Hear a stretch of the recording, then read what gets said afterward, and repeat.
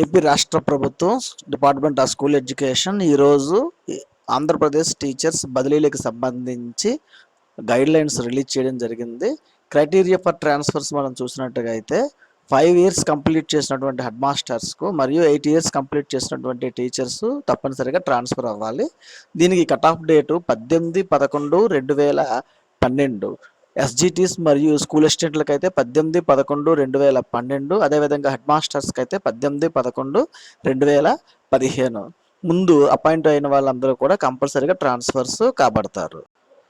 ట్రాన్స్ఫర్స్కి apply చేసుకోవడానికి minimum 2 years of service ఉండాలి. 1 October transfers జరిగే ఏడాదిలో 1 అక్టోబర్ నాటికి 2 సంవత్సరాల సర్వీస్ కంప్లీట్ చేసుకున్న వాళ్ళందరూ కూడా ట్రాన్స్ఫర్స్ అప్లై చేసుకోవడానికి అర్హులవుతారు.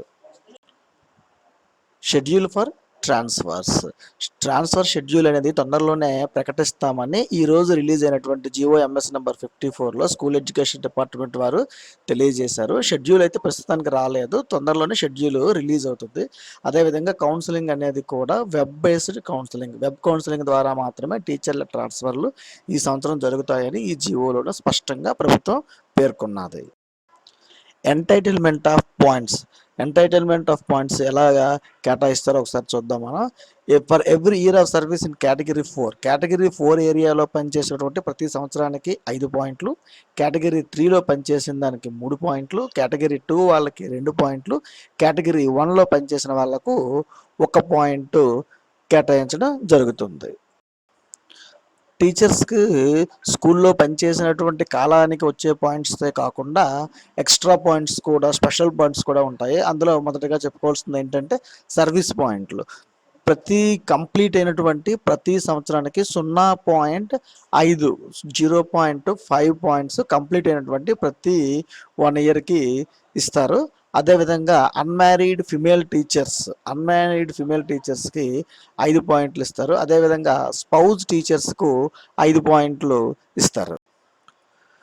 ఫిజికల్లీ ఛాలెంజ్డ్ పర్సన్స్కి ఎక్స్ట్రా పాయింట్స్ అనేవి వస్తాయి. 40 to 55% ఉన్న వాళ్ళకి 5 పాయింట్లు వస్తాయి. అదేవిధంగా 50 to 56 to 69% ఉన్న వాళ్ళకు 10 పాయింట్స్ వస్తాయి. అదేవిధంగా యూనియన్ లాయకుల వాళ్ళకి 5 పాయింట్లు వస్తాయి. అదేవిధంగా రీఅపార్షన్ పాయింట్స్ అంటే రేషనలైజేషన్ పాయింట్స్ అని గతంలో పిలిచేవారు.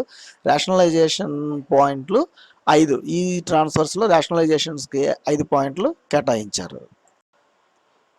ఈ రేషనలైజేషన్ పాయింట్లు అనేవి 5 ఇయర్స్ హెడ్ మాస్టర్స్కి అయితే 5 ఇయర్స్, టీచర్స్కి అయితే 8 ఇయర్స్. 5 ఇయర్స్ 8 ఇయర్స్ కంప్లీట్ అవ్వడం కంటే ముందే పోస్ట్ పోయిన పక్షంలో వాళ్ళకి 5 పాయింట్స్ రేషనలైజేషన్ కింద ఇస్తారు. ఎవరికైతే 5 ఇయర్స్ హెడ్ మాస్టర్స్కి 5 ఇయర్స్ కంప్లీట్ చేసుకున్నటువంటి హెడ్ మాస్టర్స్కు 8 ఇయర్స్ కంప్లీట్ చేసుకున్నటువంటి టీచర్స్ రేషనలైజేషన్కి కానీ గురి అయితే వాళ్ళకి మాత్రం ఈ పాయింట్స్ అనేవి అప్లికబుల్ కావు.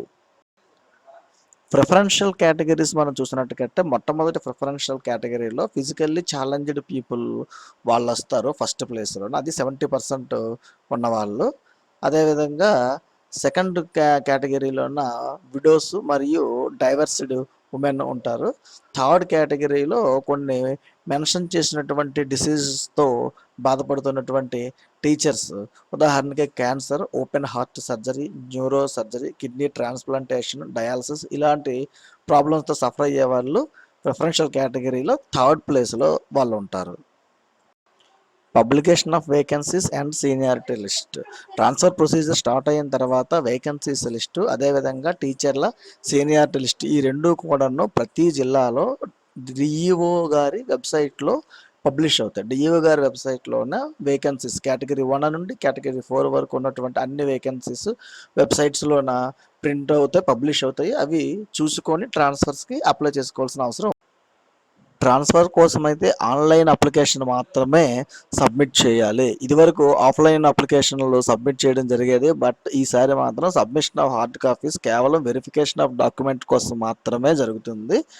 టీచర్స్ ఎవరైతే ట్రాన్స్ఫర్ కోరుకుంటారో వాళ్ళందరూ కూడాను ప్రిస్క్రైబ్డ్ వెబ్సైట్ నుండి ఆన్లైన్లో మాత్రమే అప్లై చేసుకోవాలి. అదే కౌన్సిలింగ్ కూడా వెబ్ కౌన్సిలింగ్ జరుగుతూ ఉంటుంది. దాని ద్వారానే ప్లేసులు అనేవి అలాట్ చేయడం జరుగుతుంది.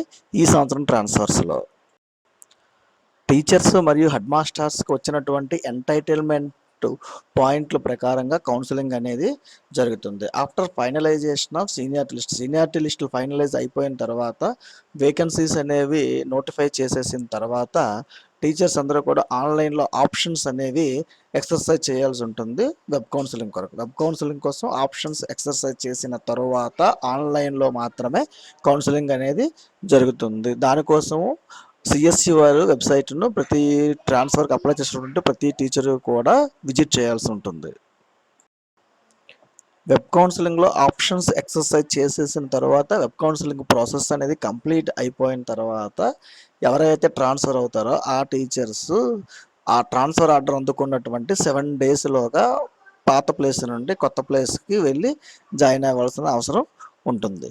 ఈ మరిన్ని ఫుల్ డీటెయిల్స్ కోసము ఈ కింద ఇచ్చినటువంటి డిస్క్రిప్షన్లో ఉన్నటువంటి లింక్ ద్వారా జిఓఎంఎస్ నెంబర్ 54ని డౌన్లోడ్ చేసుకుంటే కంప్లీట్ డీటెయిల్స్ అనేవి అవైలబుల్గా ఉంటాయి. Thanks for watching.